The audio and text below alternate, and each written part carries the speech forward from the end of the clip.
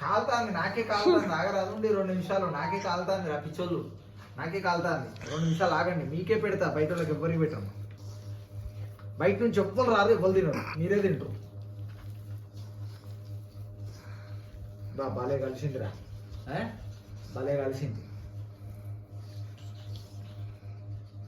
ఇగో బాబా తినేసి